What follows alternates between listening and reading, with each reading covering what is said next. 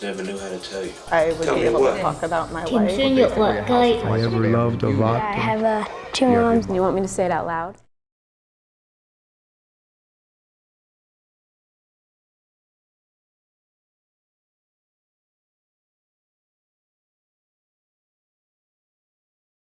I think that being in the band didn't just change my senior year. I think it changed my whole life.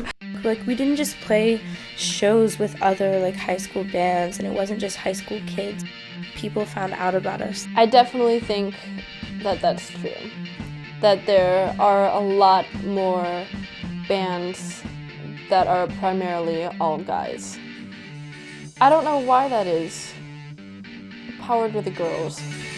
You're never too sick to rock!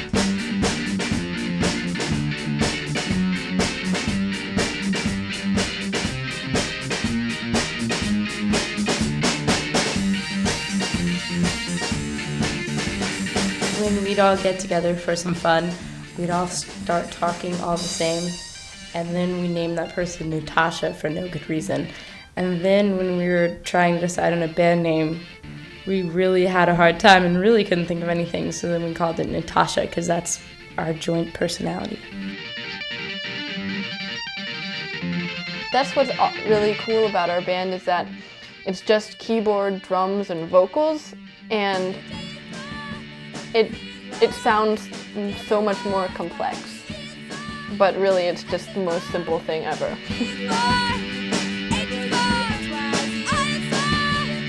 Mostly how we write songs is I will be messing around on my keyboard at home and I'll come in with some idea and Andy will put some drums to it.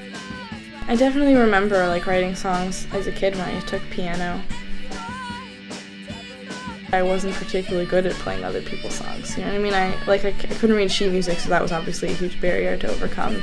So I did a lot of just making up my own stuff. I very much play by ear. Andrea brings her incredible knowledge of music to the band. She's never had a lesson, so like she has so much natural musical talent that is really impressive. I like Apathy. Apathy is really good because it has an awesome keyboard part and my drumming sounds pretty good on that one.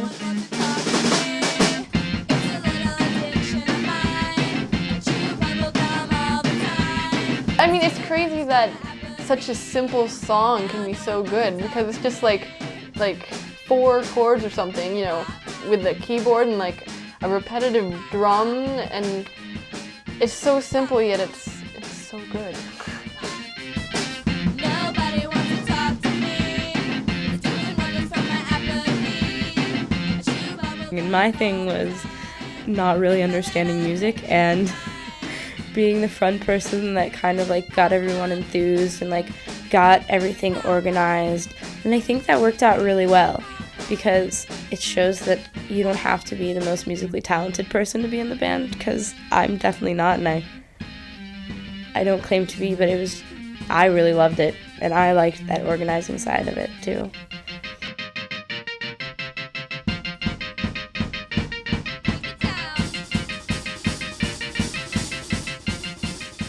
Lyrics happen, mostly Anne and I write them in class, actually, which is probably not the best, but we quote stuff we hear in class, and we're constantly writing things down that we hear other places and just directly quoting them. One of our songs called Complete Stop is, the lyrics are a physics problem. My history of human language teacher thought it was hysterical that we had a song about Chomsky, because it was so bizarre and unexpected, I guess.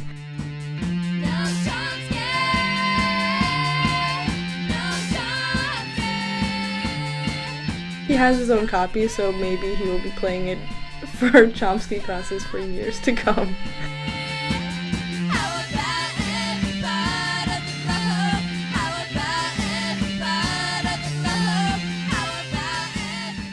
We all can kind of battle it out and have our own say in things. But there's never really been a huge disagreement that caused problems.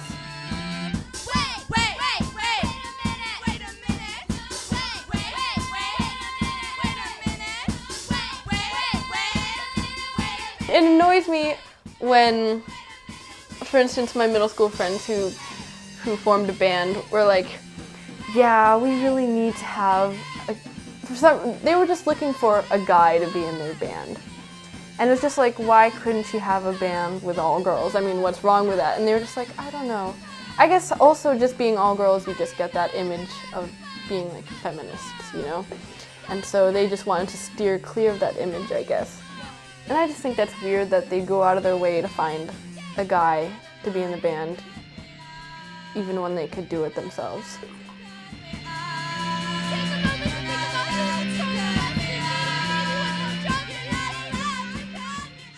What kind of started us actually being a band instead of us just getting together and playing was Julia borrowed her friend's 4-track. And we just sat in the hut one day after school and recorded 5 or 6 songs. And we were like, so what do we do with this now? And we just duplicated it and made like photocopied pictures of us and put together a little like booklet and put it in the tape and just sold it to everyone. And we were surprised how many people just bought this random tape we made, like on the spur of the moment. Like some of the songs we'd never done before. Like I was just like, Julia, play C and D and A, and then she played it, and then I would just like sing about a teacup hanging from the ceiling. It wasn't anything so planned out. It was just kind of like, let's do it now. Let's go. One thing that we had a problem with was like, where are you gonna play if no one knows who you are? And I mean, like, how do you get shows? How do you get people to come to your shows? It's not like, you know.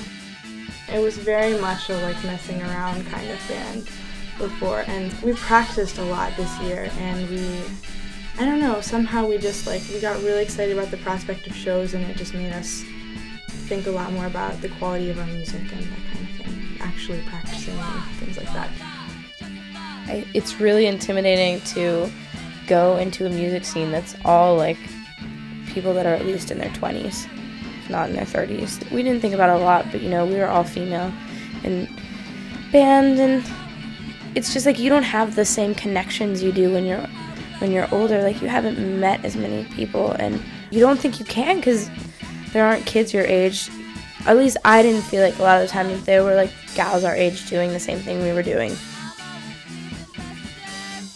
Amelia of the drummer of Roxotica, like she was our art teacher and she really helped us out a lot.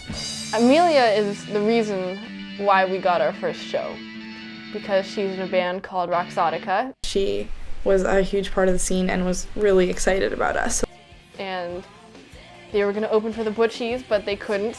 The Butchies are a lesbian punk band, and they're awesome and amazing. So Amelia was like, I know some teenage girls that have a band of their own.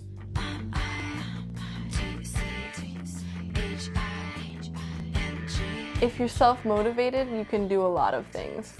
I mean, I wouldn't have imagined my band actually playing anywhere. I mean, at the beginning of the year when Amelia was like, you guys could totally get a show. And I was just like, what are you talking about? Us play a show?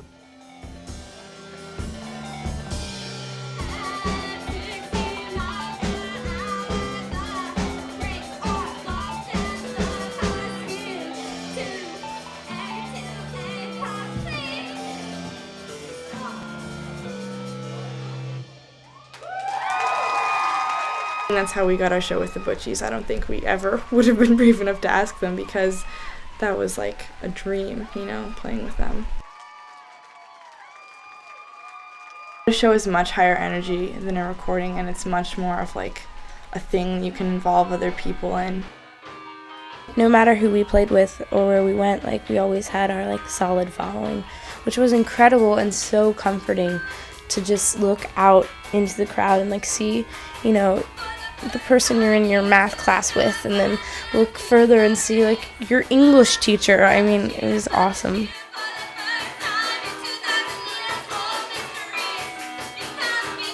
Julia pre-Natasha was very shy. I think I still am really shy, but I was much quieter, and I just wasn't any good in public, and I never would have gotten on stage ever. felt like we were all being ourselves, and we weren't trying to be, like, we weren't really worried about how glamorous we were or what we looked like. We were just, like, there being like, hey, we look like this every day. You know, we play music every day, and we have fun every day, so come have fun with Natasha, too. People don't dance that much at prom, I think, so it's like, I don't know, I'm impressed with that. I was so glad everyone cared about our band and, like, weren't afraid to, come be themselves when they come to our show.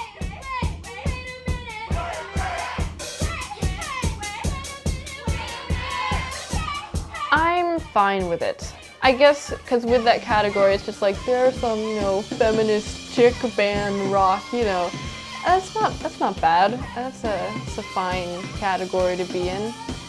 And I mean, it's not totally a misrepresentation of what we are, because I mean, one third of our band is, gay.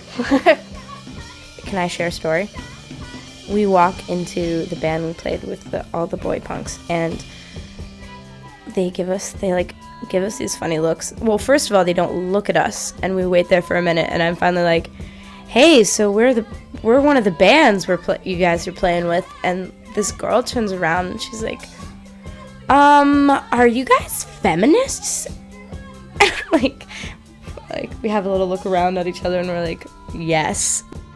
I can't believe I never thought of that. I mean, our first show was with the Butchies. That seems pretty like you start here and you move on, but I'd never followed that train of thought ever. Well, I think it always seemed present to me because it was always kind of cool for me to be like, yeah, we're not just like we may be a bunch of girls, but we're not just a bunch of straight girls, and we may have straight girl fans, but we also have queer girl fans and trans fans and boy fans, and so whoever. I really don't know that much about feminism, so if I was like, yeah, this is such a feminist band, I think I'd just be lying to myself because I don't really know. I don't know, I'm kind of torn about the feminist thing because, I don't want to be like, yeah, we're a feminist band. So I guess it's more, I only think of it that way when I am, evaluating what we've done, and I'm like, has it been feminist? You know what I mean? I realize that it has been, but it wasn't at all an intentional thing, because I don't want to be, a political band. You know what I mean? We're getting up there and doing our thing, and I think no matter what, that's pretty feminist of us.